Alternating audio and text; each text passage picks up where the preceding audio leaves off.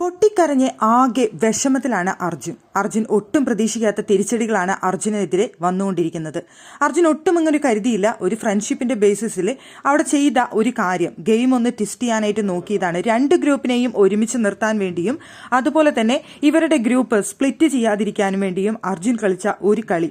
പക്ഷെ ആരെയും വേദനിപ്പിക്കണമെന്ന് വിചാരിച്ചോ അല്ലാന്നുണ്ടെങ്കിൽ ഇവരെ തമ്മിൽ തെറ്റിക്കണമെന്നോ ഒന്നും അർജുൻ കരുതിയിരുന്നില്ല. പക്ഷേ അർജുന്റെ ആ ഗെയിം ട്വിസ്റ്റ് ചെയ്യാൻ വിചാരിച്ച ആ നിമിഷത്തെ ഇപ്പോൾ അർജുൻ പഴിക്കുന്നുണ്ടായിരിക്കും.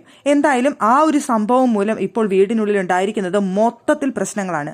അർജുൻ ആ ഒരു കാര്യം പറഞ്ഞത് മൂലം ഋഷിയും ശരണ്യയും തമ്മിൽ ഉഗ്രം വഴക്കായി. ആ രണ്ട് ഗ്രൂപ്പുകൾ തമ്മിൽ മൊത്തത്തിൽ അടിച്ചു പിരിഞ്ഞു.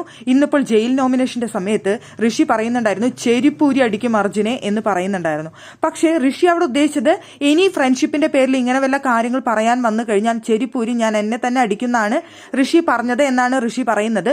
പക്ഷേ ചെരിപ്പൂരി അടിക്കും എന്നൊരു വാക്ക് കേട്ടതോടുകൂടി അവിടെ അർജുന്റെ കിളി മൊത്തത്തിൽ പോയി ഒരവസ്ഥയാണുള്ളത്.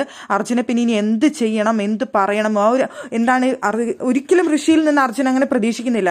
ഈ ഒരു സംഭവം ഉണ്ടായതിനു ശേഷം ഋഷിയാണെന്നുണ്ടെങ്കിലും അൻസിബി ആണെന്നുണ്ടെങ്കിലും അർജുന് മൊത്തത്തിൽ തഴയാണ്. ഇപ്പൊ അർജുൻ ആ വീട്ടില് അവരുടെ ആ ഗ്രൂപ്പിൽ നിന്ന് തികച്ചും വിട്ടുപോയി. അപ്പൊ ഇവര് അർജുനെ പറ്റി കുറ്റം പറയുന്നതാണെങ്കിലും അർജുൻ കേൾക്കുന്നുണ്ട്. അതുകൊണ്ട് തന്നെ അർജുൻ അത് ഒട്ടും സഹിക്കാൻ പറ്റുന്നില്ല. അതിന്റെ ഇടയിൽ കൂടിയാണ് ഋഷി ഇങ്ങനെ പറയുന്നത് ചെരിപ്പൂരി അടിക്കുമെന്നൊരു കാര്യം.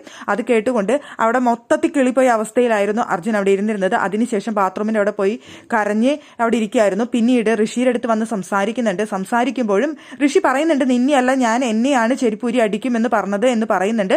പക്ഷേ അവർ തമ്മിൽ ഒരു കോംപ്രമൈസ് ആവുന്നില്ല. അവിടെ വെച്ച് വീണ്ടും അതൊരു പ്രശ്നത്തിലേക്ക് തന്നെയാണ് ഋഷി മുന്നോട്ട് കൊണ്ടുപോകുന്നത്.